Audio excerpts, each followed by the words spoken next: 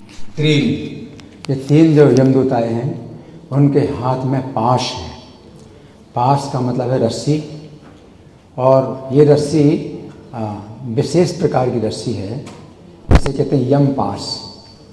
ये रस्सी जो है ऐसी रस्सी नहीं है जिससे हम लोग किसी भी चीज़ को बांधते हैं, स्थूल चीज़ को बांधते हैं तो वो रस्सी जो है स्थूल रस्सी होती है, स्थूल चीज़ को बांधते हैं। लेकिन ये जो रस्सी है उनके पास में, ये कैसी है? सूक्ष्म रस्सी है। ये जीव के अंदर, स्थूल शरीर के अंदर जो सूक्ष्म शरीर है उसको बांधती है ना। और जब गले से जो है उसको बांधते हैं और खींचते हैं, स्थूल शरीर से उसका सूक्ष्म शरीर निकालते हैं। यातना देह आवृत्त पाशैर बद्ध्वा गले बलात्, यातना देह उसको प्रदान करते हैं। तो यातना देह उसको देते हैं यमदूत, और उस यातना देह के वो नष्ट नहीं होता। कष्ट चाहे जितना भी यातना दो नष्ट नहीं होगा, मरेगा नहीं। तो यातना देह उसको देते हैं और फिर बलपूर्वक गले में उसको पाश बांधते हैं, रस्सी से बांधते हैं और खींचते हैं। तो जो पापी होता है तो चूँकि शरीर में बहुत आसक्त है, तो उसका जो सूक्ष्म शरीर है वो शरीर स्थूल शरीर से बहुत अधिक जो है बंधा हुआ है, और वो बलपूर्वक खींचते हैं तो बहुत कष्ट होता है, भारी उसको कष्ट होता है, उसको बलपूर्वक खींचते हैं। लेकिन हम लोग क्या हैं कि अगर भक्ति में कुछ उन्नति करते हैं तो शरीर से ऊपर उठ जाते हैं, तो शरीर से ऊपर उठ जाते हैं तो वैसे भी शरीर में कुछ तकलीफ होती है तो चलता है ना। तो प्रभुपाद शरीर से इतने ऊपर उठे हुए थे कि पूरा शरीर उनका जो है क्या कि खून और मांस था ही नहीं पूरे शरीर में, कि हड्डी थी और चमड़ा था। तो कितना कष्ट है, उसमें भी भागवत का जो है वो अनुवाद बोल रहे हैं प्रभुपाद, तो शरीर से इतने ऊपर उठे हुए हैं। लेकिन कोई व्यक्ति जो है देहात्म बुद्धि में बहुत बंधा हुआ है और पाप कर्म कर रहा है, तो उसके शरीर में जो है उसका जो स्थूल शरीर का बंधन जो है सूक्ष्म शरीर के साथ में बड़ा जो है वो कठोर हो जाता है, बड़ा मजबूत बंधन हो जाता है। और उसको जो है फिर जब खींच करके निकालते हैं पाशैर बद्ध्वा गले बलात्, तो भारी कष्ट होता है, बहुत कष्टपूर्वक उसको खींच करके निकालते हैं। तो यहाँ पर पाश हस्तान तीन यमदूतों को देखा उसने, और देखा तो यहाँ कहीं उसने देखा और कोई नहीं देख रहा है। तो जो पापी व्यक्ति होता है बिस्तर में पड़ा हुआ है और वो देखता है कि उसको कौन आए लेने के लिए, लेकिन उसके चारों तरफ जो घेरे लोग हैं वो घिरा है सब लोगों से, परिजन से, पुत्रों से और स्वजनों से, सबसे घिरा हुआ है, लेकिन कोई नहीं देख रहा है, कोई नहीं देख रहा है ना। और सामान्यतः वो पापी उसका जो है प्राण प्रयाण समय कफवात पित्तर कंठावरोधनम, कंठ अवरोध हो जाता है, कफ पित्त और वात से कंठ अवरोध हो जाता है, तो बोल ही नहीं सकता, वो बता भी नहीं सकता कि मैं किसको देख रहा हूँ, कि वो जो है उसका कंठ ही अवरुद्ध हो गया, पापों के कारण उसका कंठ अवरुद्ध हो गया है ना। और उसको जो है जब खींच करके ले जाते हैं तो सब लोग सोचते हैं चलो बेचारे की मुक्ति हो गई, अब उसकी मुक्ति हो गई। अब पता नहीं, जानते नहीं, कोई नहीं जानता है कि अब उसकी शुरू हुई है उसकी यात्रा तो अब शुरू हुई है, अब तो भारी यातना शरीर मिला है, वो तो नष्ट नहीं होगा।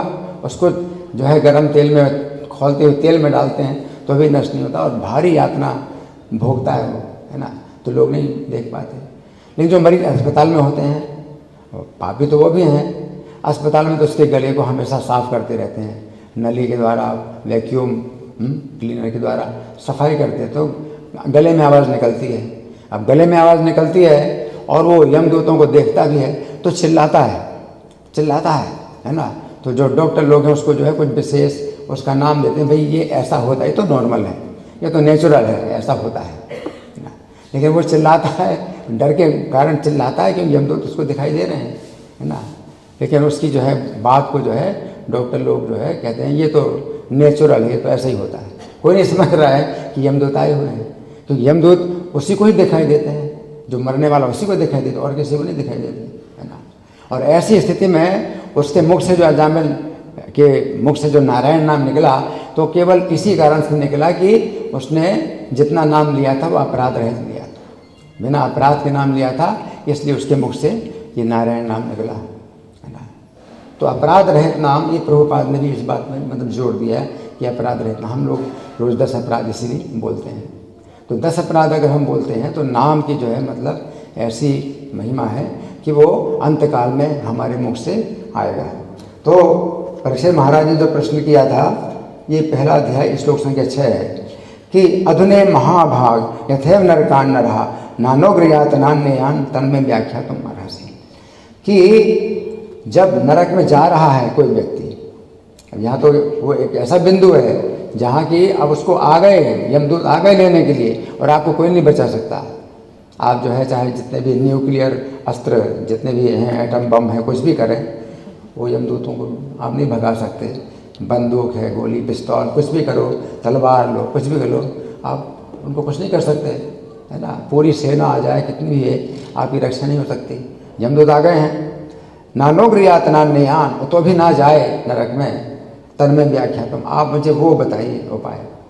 तो यह सुखदेव गोस्वामी वो उपाय बता रहे हैं कि मरण काल में भी जो है, और जब यमदूत आ गए उसको लेने की, तो भी जो है उसकी रक्षा हो गई कि वो नरक में नहीं गया। और नरक में जाने की बिल्कुल स्थिति उसकी बन चुकी थी, और उसको जो है खींच रहे हैं, उसके सूक्ष्म शरीर को बांध करके खींच रहे हैं बलपूर्वक उसकी। तो यहाँ पर मुख्य बात यही है कि ऐसी अवस्था में जो है मुँह से नाम नहीं निकलता, और या तो जो है कफ और पित्त और वात से जो है कंठ अवरुद्ध हो जाएगा, है ना। और अगर नहीं कंठ अवरुद्ध होगा तो भी जो है नाम नहीं निकलेगा, वो ऐसे ही चिल्लाएगा, आ करके चिल्लाएगा, बहुत चिल्लाते हैं, है ना। तो उसको कोई शब्द होता है जो डॉक्टर लोग बताते हैं, वो क्या शब्द होता है मुझे याद नहीं आ रहा है, वो शब्द बोलते हैं कि भाई ये इसको ये स्थिति होती है, ये कंडीशन इसकी, इसका नाम ये है, कंडीशन इस नाम है। कोई नहीं जानता कि वो आत्मा नहीं मर रही है, आत्मा सूक्ष्म शरीर से बंधा हुआ है, और सूक्ष्म शरीर को निकाल करके जो है वो ले जाते हैं, है ना, और दक्षिण दिशा की तरफ ले जाते हैं। जितने भी प्राणी मरते हैं, चाहे पशु हो, पक्षी हो, वृक्ष हो, सब दक्षिण दिशा की ओर जा रहे हैं। दक्षिण दिशा में पृथ्वी के नीचे और समुद्र के ऊपर जो नरक है सब, और बड़ी भारी भीड़ लगी हुई है, जो है यमदूत लेके जा रहे हैं, ले जा रहे हैं, बहुत बड़ी भीड़, किसी को नहीं दिखाई पड़ती। जो मरने वाला है और पापी है वो देख रहा है कि उसको जो है मतलब कौन आए लेने के लिए, और वो आकृति भी देख रहा है उनकी, कितनी खराब आकृति है, कितनी भयानक आकृति है, और कितना जो है वो जो है क्रुद्ध होकर के उसको जो है मतलब आए लेने के लिए। तो यहाँ पर ये मुख्य बात यही है कि हम जो है अपराधों से बचें।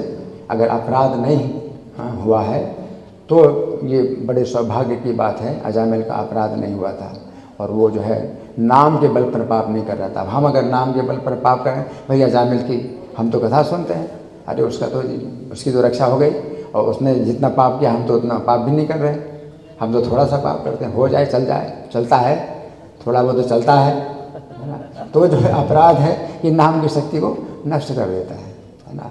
तो पाप तो जो है करोड़ों जन्मों के पाप हैं, तो वो तो सूखा ईंधन की तरह है कि थोड़ी सी आग की चिंगारी लगे तो जो है वो सब भस्म हो जाएगा। तो नाम, एक नाम जो है करोड़ों जन्म के पापों को नष्ट कर देता है। लेकिन जो अपराध होता है वो पानी की तरह होता है।